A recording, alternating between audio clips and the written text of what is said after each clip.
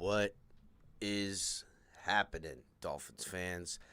And welcome to another episode of the Fins Tailgate with your host, El Capitan.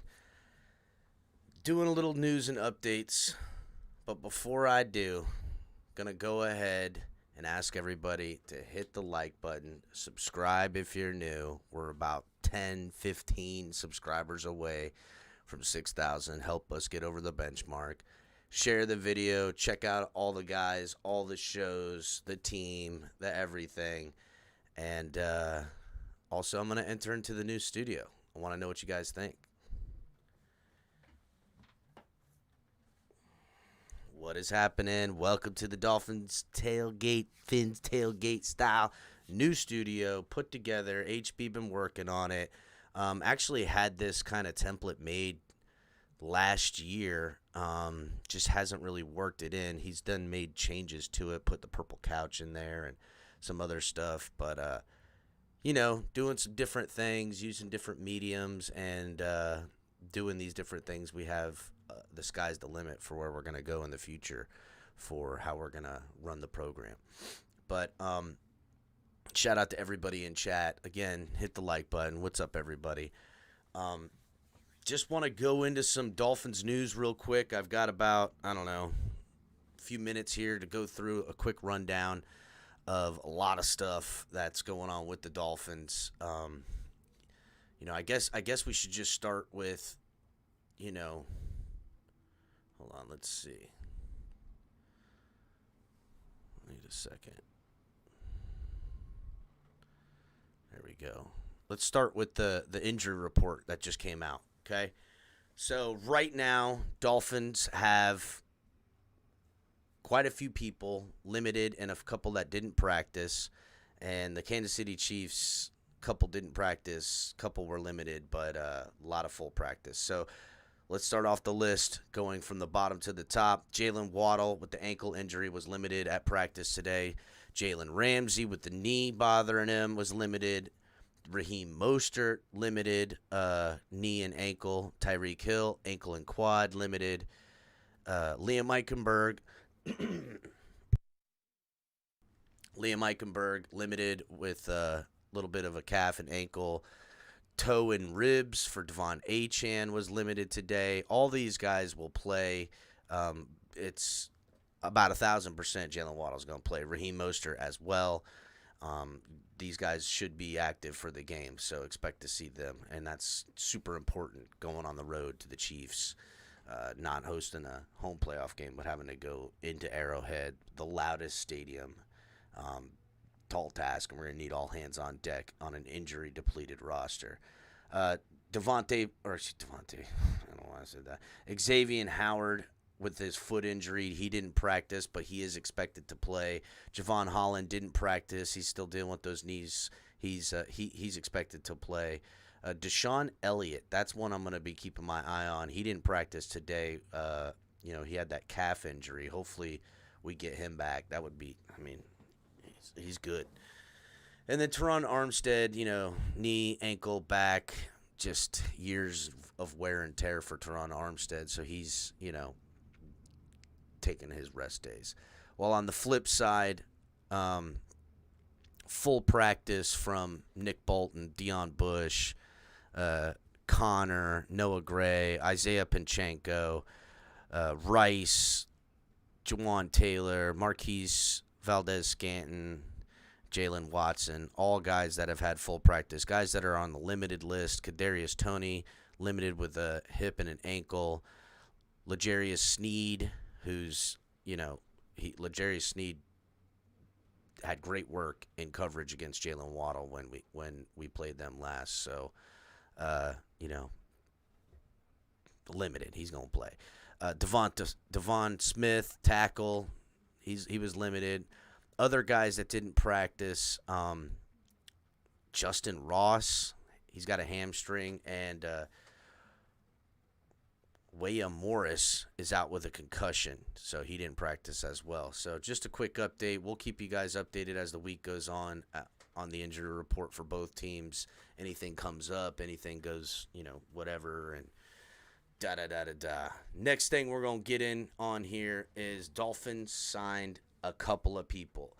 Dolphins on defense, although they played with absolute heart and absolute just everything that you could ask from this team. They still are down. I mean, the only technical pass rusher they have on the roster is Emmanuel Ogba. Melvin Ingram is on the practice squad, and he's been elevated, and he will be elevated again. And with losing Andrew Van Ginkel, who's outside linebacker, and he has pass coverage duties at times, as you saw Melvin Ingram have to do. I mean, yeah, he got cooked on that pass, but wasn't from a lack of trying. The guy hadn't played most of the damn year. You know what I'm saying? I don't want to point out, oh, what he got cooked. Fuck that. The guy, he did a good job. But the Dolphins have to sign a lot of guys. We are missing people all over the place.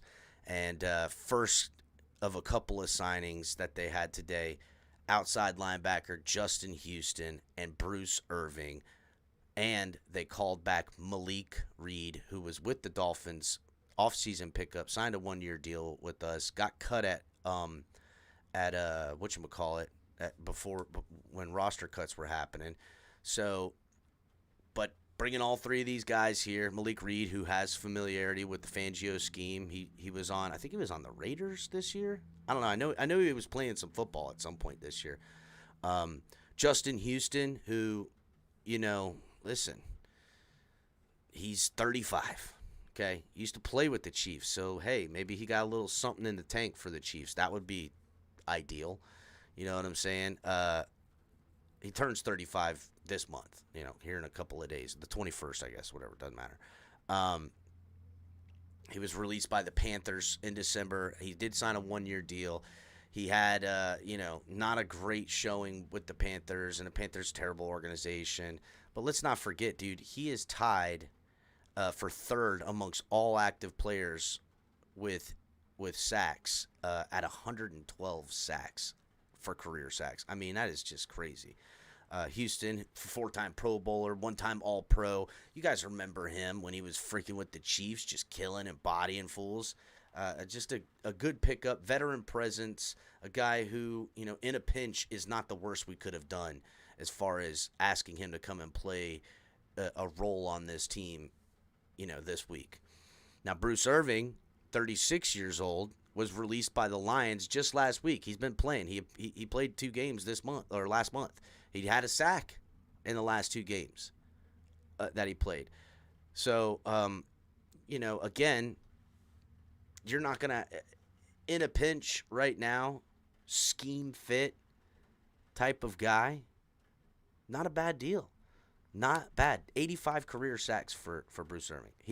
Again, we just need enough in the tank from their golden years to show up in a playoff game. I expect their best football. These guys are veterans. They know how to do the job. They know what they're signing up for. And, gives them a chance to play, in the brightest lights. Maybe one or both show up and sack freaking Mahomes and, blow up some plays. I also, don't think that, don't dismiss the idea that the Dolphins will do what they did a couple days ago, by putting Zach Sealer and Christian Wilkins outside. I liked that. I liked what they did on the work on the outside. I actually liked that in the arsenal, moving these guys around like that. That was sweet. Malik Reed, again, like I said, he did play under Fangio back in Denver in 2020, where he had his career high of 8 sacks. So he knows this scheme. He was brought in as a Fangio understanding guy to help with this scheme and play well. But Andrew Van Ginkel and Cameron Good and guys like that, with Cameron Good's young upside and money, and Andrew Van Ginkel playing lights out, Malik Reed had no shot. But now with Cameron Good and Andrew Van Ginkel both out, both of them out.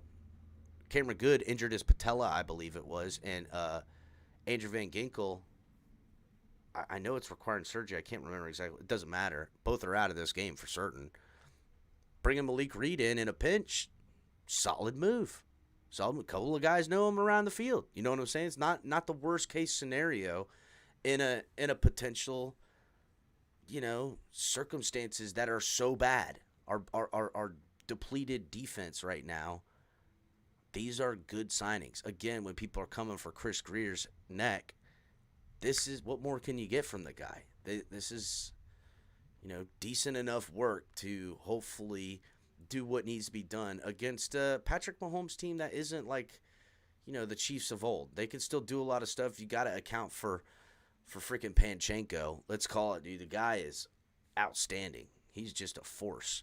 And some of these guys like Rice, and Tony and stuff, they're kind of making some plays in the passing game. As long as you have Patrick Mahomes, he's going to will his team. He's gonna do what he can to win this football game.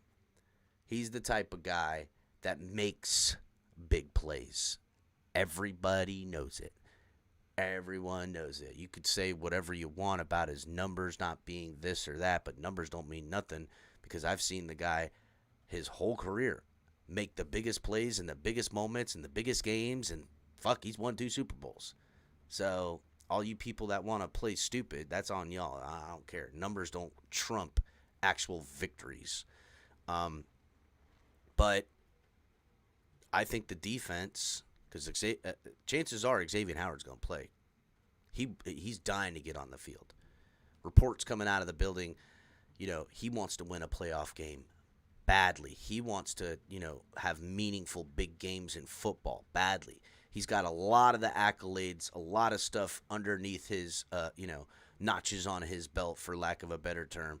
But he wants this football. He wants to be out here doing this stuff and win some games in the playoffs. And his competitive spirit is, to me, outside of a really bad setback, he's going to play. So I expect this defense, with these signings and guys being out there banged up, so is everybody else, to perform well enough as long as the offense comes out and does anything better than that performance they put, the other day. It was just pathetic, bro. I'm not going to get into all that. You want to hear more about how terrible the Dolphins played, go back and watch yesterday's episode. Me and the boys just straight aired it out, and I'll air it out even more. But it's time to focus. It's time to focus on this game. It's time to get with the program.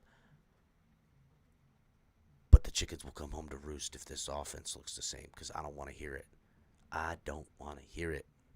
We're getting guys back on offense, defense, signing guys off the street. I don't want to hear it. Anyhow, couple of things to point out in this matchup between the Dolphins and the Chiefs. Everybody knows Dolphins. We seen the Chiefs in Germany. A loss, might I add. Offense did not perform well, and it wasn't because they, Connor Williams was out that game. And it wasn't because the offensive line wasn't protected. It was fairly well protected. Give you an idea, PFF had Lester Cotton, the highest run blocker on the day, next to even over Teron Armstead. Meanwhile, Cotton did give up 1 sack on the day, but hey, that's how it goes. Dolphins offense, it was Trent McDuffie, the cornerback for Kansas City, who basically covered Tyreek Hill. Tyreek caught, I believe he caught every pass that he had on him, but didn't have any breaking, didn't get away when they were caught and tackled. Everything, hooked and caught. Meanwhile, Snead covered Waddle the whole game. Waddle did catch six targets, he caught 3 of his 6 targets for 42 yards. And, basically that's how you beat the Dolphins. That's what we're going to see. They're going to key up on our playmakers and make us beat them everywhere else. The Chiefs only blitzed 13 times that game on 37 of Tua's dropbacks. So it's not like they were blitzing them all night. They were trying to cover out there. Now we're going to see a bit of a different game plan considering what the weather's like and what it's going to be like. It's going to be like 2 degrees, negative 2 degrees, some crazy stuff like that. It's going to be freezing, bro. It's going to be a freezing game. Dolphins run game with Raheem Mostert coming back. I'm guessing he's going to be as healthy as anybody else. Achan's got a toe and a foot thing going on too. But I still expect these boys to perform, and they will. And the O-line blocking the way they did last week, I expect them to continue doing that. Robert Hunt, albeit that he was a little bit jumpy and kind of got deep on a couple of screen passes, for the most part, I was pleased. Tua was clean. Clean all most of the day. There was a lot of room in that pocket, but also great runs. Great runs done. Good running game in the first half. Got away from it in the second half because we tried to lean on the pass, and because the pass didn't work at all, now we find ourselves behind and have to kind of abandon the run. Whatever. The big play Tua had in that game was a 31-yard touchdown in the third quarter to Cedric Wilson. I remember that catch. I was like, oh, Ceddy. So, going to have to get used in the passing game with some of the other guys like Cedric Wilson, like Chase Claypool, like River Craycraft, like Durham Smythe. Durham Smythe, target this man. Target him. Color just said Durham Smythe has caught every ball thrown to him for the past 4 Dolphins games. 15 targets in 4 games, caught every single one of them. Throw that man the ball. Throw him the ball. Get it to him. Why not? He's got like this year it's over 10-yard average. I mean, come on. So yeah, there's a lot of stuff, man. I mean, look, the defense I expect to be all right. The offense, honestly, I just don't know what to expect anymore from the offense. I really don't, because this offense has failed me so much, so many times, so often. In the big moments especially, guys. In the big moments especially. It's just unfair. It really, really is. Really, really is. And the story's not over. It's not.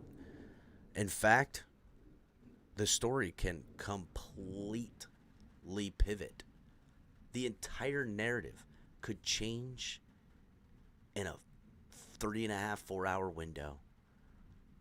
Dolphins offense could show up and show out in an inclement weather game on the road where, don't forget, there's still a lot of chatter about Tua. Not only can't get the job done late in the season, not only can't throw outside the numbers, not only can't, is a spot thrower, a first read guy, but another narrative that they've been hammering with this guy is he can't play in cold weather. So much so, you remember he was up training with his brother in Maryland in the snow. This is a game in which Tua can shut up the naysayers. Will he? Will he? I don't know. We're going to find out, that's for certain. We're going to find out. Because this game, I mean, listen, the Chiefs are going to put it on you in any way possible that they can. They're going to try their damnedest. They know what playoff football's about. They know how to do it. Offensively, defensively, coaching, all of it. And again, just like I said before the Bills game, it's going to come down to Tua making plays in the passing game to put us in position to win. Now, notice I didn't say to win. I said put us in position to win, because he could do that and the defense could just fall apart with just the injuries and whatever. But with any chance at all to win this game, it's going to come down to Tua and these Dolphins in the passing game. That's it. That's it. So that's what I mean. That's what I think. That's my belief, and it's been right because it was the same take I had in the Ravens game. We didn't get the performance. Now in the Jets game and the Dallas game, I said we need to grind it out. It's about the chances you don't take and slow grind the win for the offense. It's playoff football now, baby. Think the Chiefs are going to try to slow grind a win out? No, they're going to fucking put the ball in the playmaker's hand, Patrick Mahomes, and they're going to let him take shots. That's what they're going to do. They get out ahead of us on 7 points, they're going to try to get out 14. Then force Tua to have to throw this game to put us back into it. It's going to happen. That's it. Or Tua's going to have to do that to get out in front of the Chiefs, and then we can worry about, grinding out a win. But you got to get the points first, and that's going to take somebody making some plays. That's what it is. That's what it is. So, guys, just a short show, man. Wanted to come out, test out the new office, see what it looks like on camera. It looks pretty good. Still working on some stuff. A lot of things coming with the channel. Season's getting closer and closer to the end, but myself, HB, and the boys in the back, in the lab, dreaming up, thinking up new ways to make this program its best.